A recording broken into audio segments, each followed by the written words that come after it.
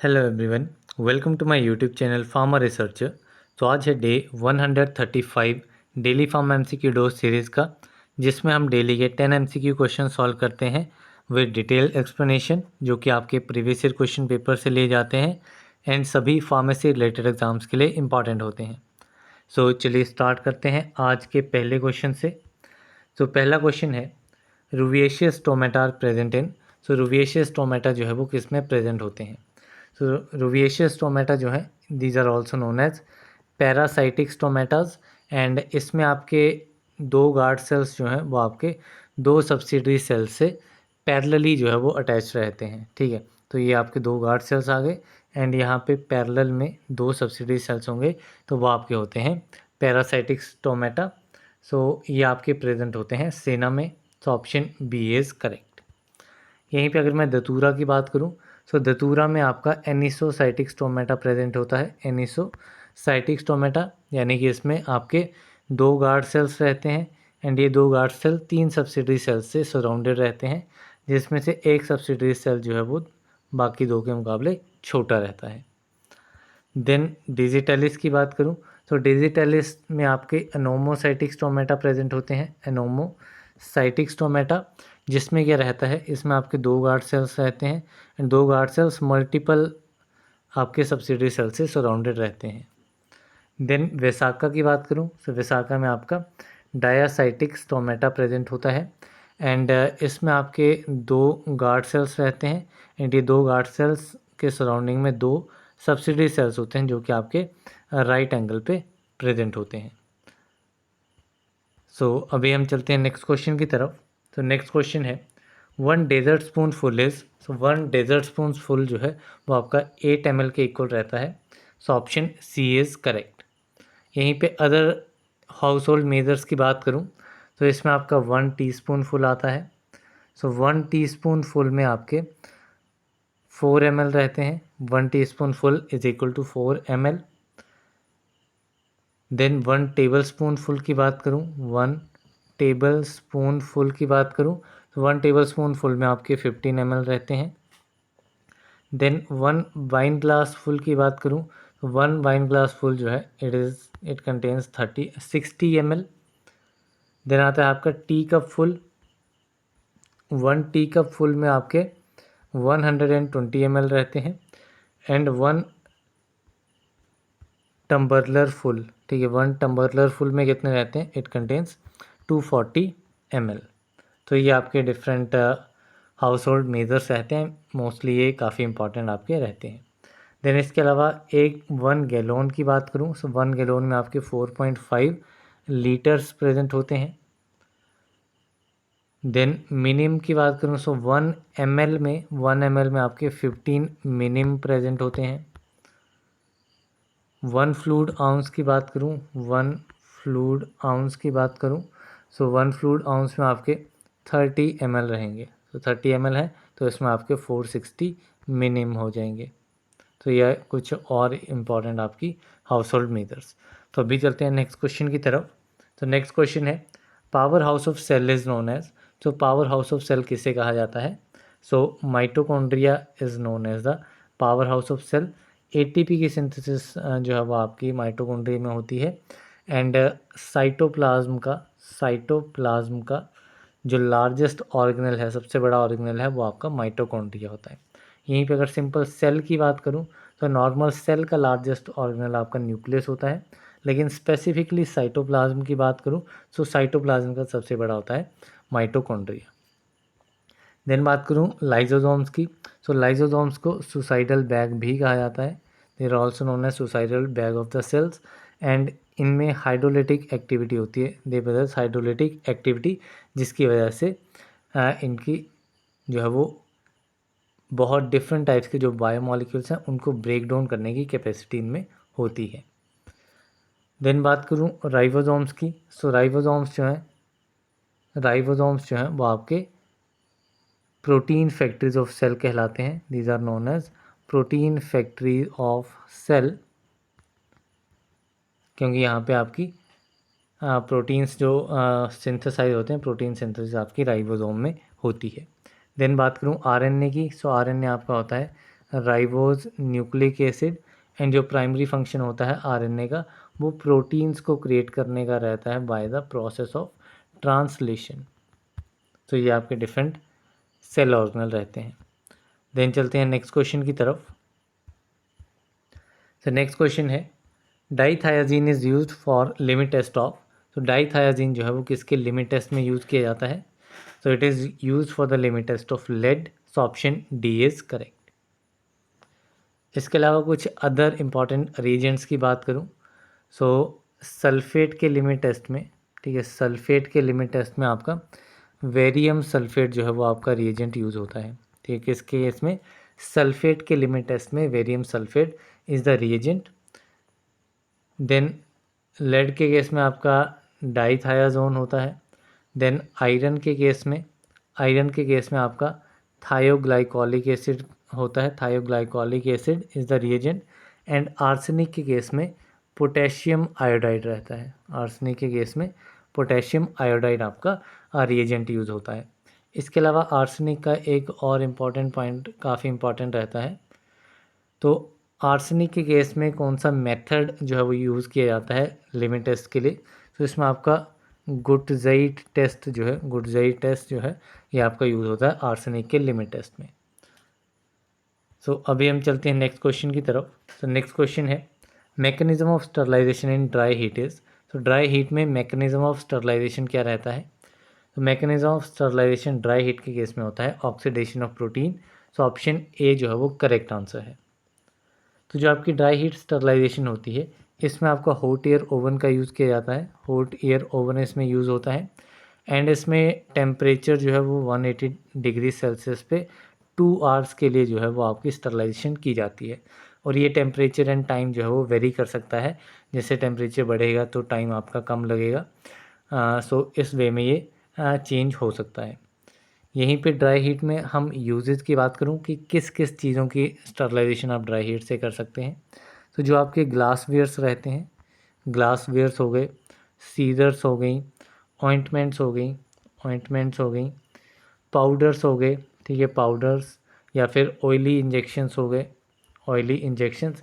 तो इन सभी मटेरियल्स की सिंथेसिस स्टरलाइजेशन जो है वो आपकी ड्राई हीट स्टरलाइजेशन से की जा सकती है।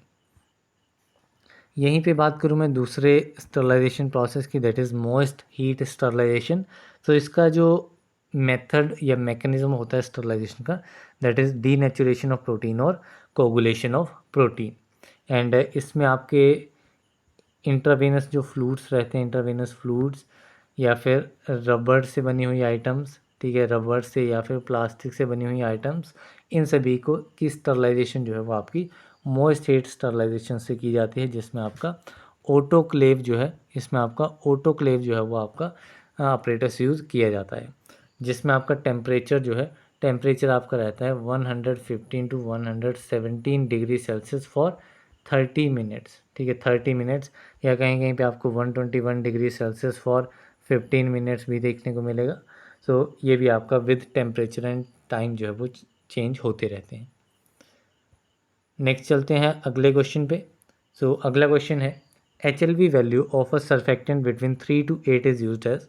तो अगर HLV वैल्यू सर्फेक्टेंट की 3 से 8 के बीच में है, then the surfactant will be water in oil emulsifying agent. So इसमें आपका ऑप्शन सी जो है वो करेक्ट आंसर है। यहीं पे बात करूँ मैं डिटर्जेंट की, सो डिटर्जेंट के लिए आपकी HLV वैल्यू जो है वो आपकी 13 to 16 के बीच में होनी चाहिए। बेटिंग एजेंट के लिए आपकी HLV वैल्यू 7 to 9 के बीच में होनी चाहिए। एंड एंटी फॉर्मिंग एजेंट के लिए 1 to 3 के बीच में होनी चाहिए। एंड जो आपका HLV स्केल था वो किसने दिया था? It was given by Griffin ने इसको दिया था। सो ये आपके डिफरेंट पॉइंट इसमें रहते हैं। अभी चलते हैं नेक्स्ट क्वेश्चन की तरफ। नेक्स्ट क्वेश्चन है form use for licence to sell, stock और एग्जिबिट फॉर सेल और distribute drugs by retail other than those specified in schedule C, C1 and X। ठीक है, तो इसमें फॉर्म्स के केस में आपको कुछ चीज़ें याद रखनी है। यहाँ पे अदर देन दोज है या दोज स्पेसिफाइड इन है, ठीक है, ये आपको याद रखना है। तो यहाँ पे अदर देन दोज है, वाई रिटेल है या वाई होलसेल है, ये दूसरा पॉइंट आपको याद रखना है। एंड किसके लिए है? Sale, stock, exhibit for sale और डिस्ट्रीब्यूट ऑफ ड्रग्स के लिए है। ठीक है। तो जहाँ पे आपके अदर देन दोज आएगा, अदर देन दोज आपके 20 वाली सीरीज़ में आएंगे। ठीक है, फॉर्म 20 वाली सीरीज़ में 20, 20A, 20AA, सो वो वाली सीरीज़ में आपके other than those specified in schedule C1 and X वाले आएंगे। तो यहाँ पे आपका जो आंसर रहेगा वो 20 वाली सीरीज़ में से ही रहेगा। दूसरा आपका आता है बाय रिटेल और बाय होलसेल। ठीक है, अगर बाय रिटेल है तो रिटेल के केस में आपका जो सिंपल डायरेक्ट नंबर है 20 है, तो 20 आपका जो है वो बाय रिटेल के थ्रू लाइसेंस दिया जाएगा। तो यहाँ पे आपका ऑप्शन ए जो है वो इसमें करेक्ट आंसर रहेगा। यहीं पे अगर फॉर्म नंबर 20A हो जाता है, ठीक है, 20A किसके लिए है, तो इसमें आपकी सारी कंडीशन सेम है।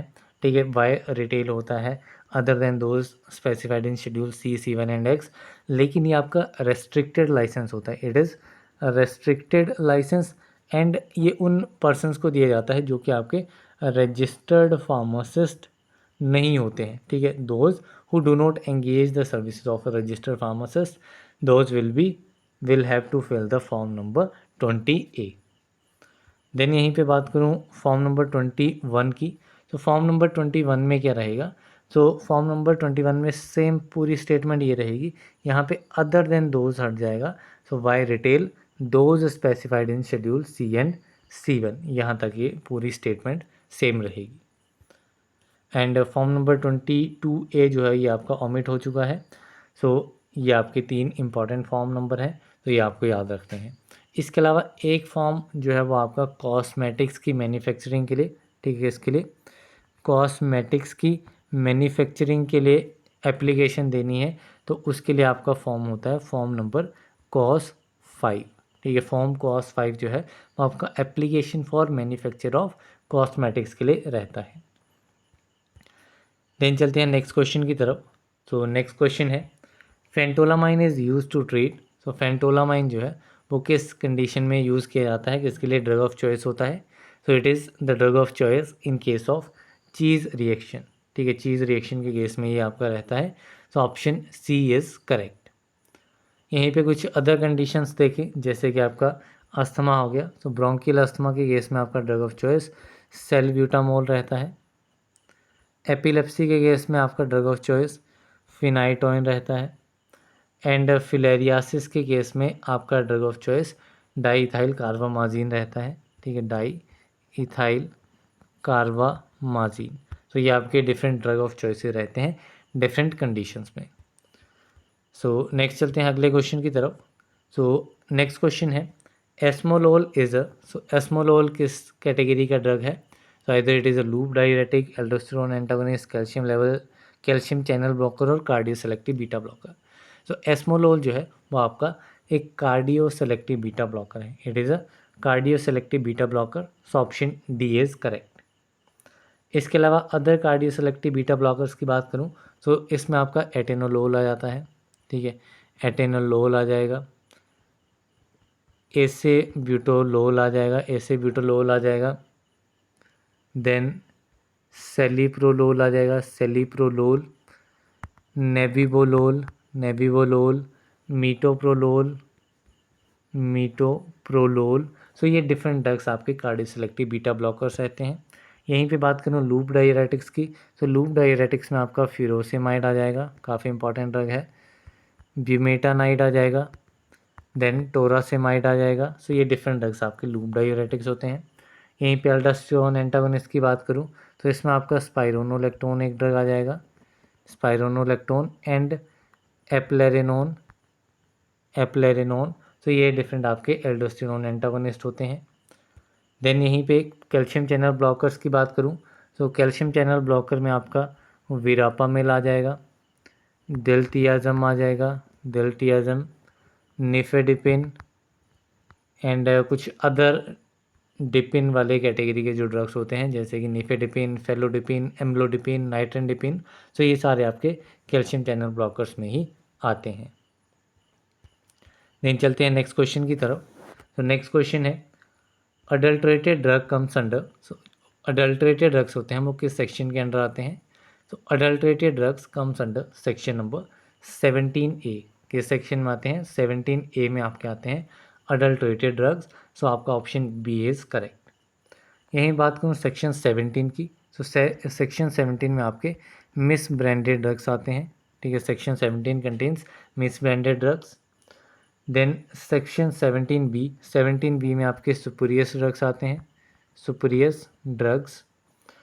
एंड सेक्शन 3E में आपका ड्रग इंस्पेक्टर के रिगार्डिंग रहता है, ड्रग इंस्पेक्टर के रिगार्डिंग सेक्शन 3E। सो ये आपके कुछ इंपॉर्टेंट सेक्शंस रहते हैं। तो इसी के साथ हमारे आज के 10 MCQ क्वेश्चंस कंप्लीट होते हैं। So that's all for this video. मिलते हैं अगली वीडियो में, तब तक के लिए थैंक यू वेरी मच।